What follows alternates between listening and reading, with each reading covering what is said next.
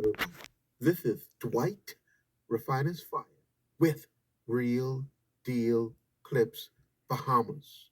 You can now follow me on YouTube, Facebook, and TikTok at Real Deal Clips Bahamas. This series is called Extinction Level Event. This is part 11. This is the case of a bona fide national development plan. Take a listen. Lincoln Bean, explain your plan to the Bahamian citizen in 2 minutes. Go. It's almost like they want to keep Bahamians dumbed down so we won't know better and we will keep voting for them. But our Vision 2030 is a compilation of different books that focuses on different areas.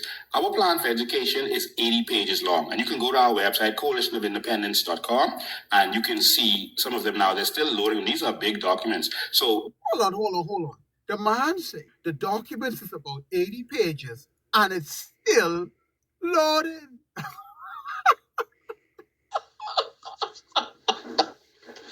Oh man. So he cannot shrink it down and explain it. He sending you to his website. Let's continue. Our vision for education is 80 pages long. It shows the who, what, when, where, and the how it's going to be done. Our plans are different than any other plans you've seen. It shows a full, it's not bullet points. It's a full comprehensive outlaying of what we're exactly going to do, where the money is coming from, and how we're going to do it. What happens year 1, what happens year 2, what happens year 3. This is a real plan that we have needed. This man selling dreams. But the problem is, the Bahamian people ain't asleep, and they ain't sleep walking. We awoke. It is shameful that after all these years, not one government has thought to present a real plan to this nation. I'm not talking about a little manifesto, but a plan that you can actually see, not bullet points. And so in 2014, the government was paid by the IDB $450,000 to create a national development plan. That's 2014. They had a big launch and say, we're going to do a national development plan. This is 2025. We still don't have that. They were given the money to do it. We are presenting you a plan better than their national development plan, and no one gave us any money to do it. We're doing this because we're Bahamians who want to give back, This man is a walking contradiction. This is the same fella that cleared hundreds of acres of heritage land illegally. And it is said by more than one person that he was collecting money to give people access to the land he cleared illegally. And as he pushed it down, the people was coming with the envelope, giving them the $1,000 he was charging. And that's the level of operation. So Lincoln, you've been running for office how many years now? And to date, you still don't have legislation. You just saying it's a plan, while that other fella working as a barber, his hobby, something that he loved to do, and got legislation. You see how that look?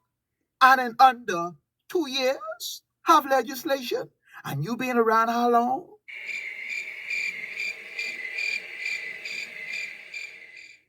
Education, for example, you're going to see how we change everything. We revolutionize it.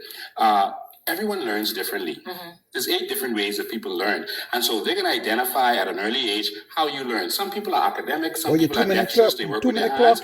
Some people are sports-based, some people music. And we're going to identify those kids' skills, and we are going to push kids in different schools that can focus on the way they learn. That's your 2 minutes, Lincoln Bean. And it did not include my commentary. This is the COI leader now who cannot articulate his 2030 plan in 2 minutes. Why?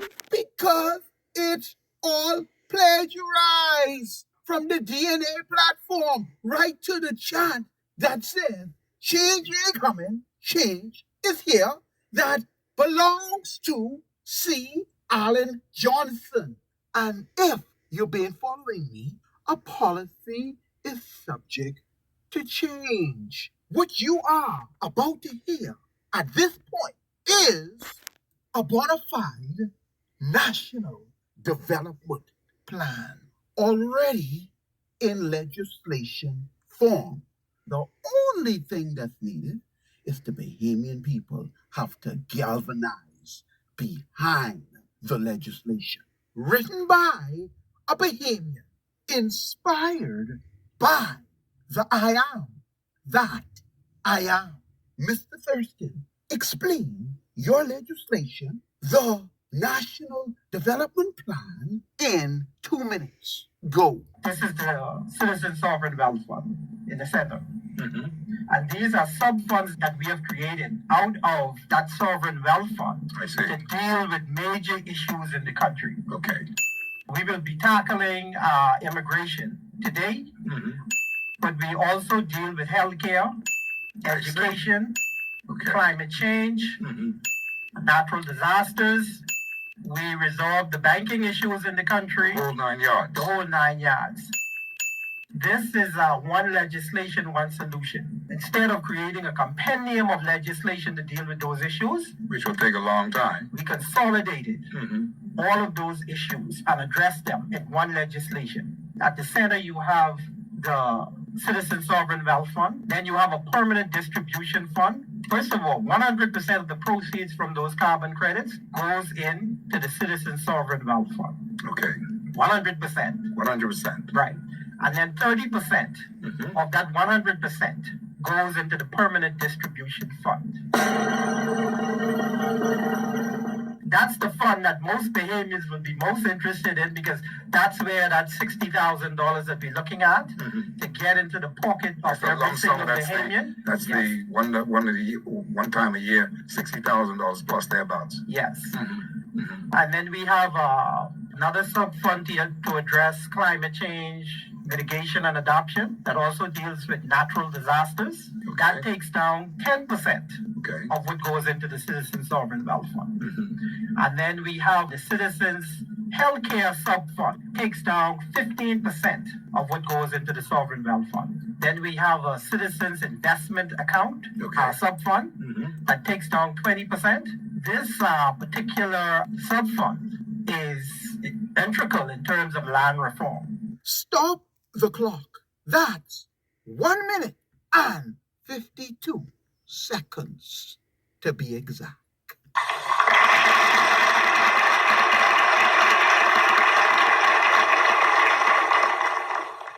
And notice he never once mentioned a website. Why? Because he is able to articulate the legislation because it's in his spirit.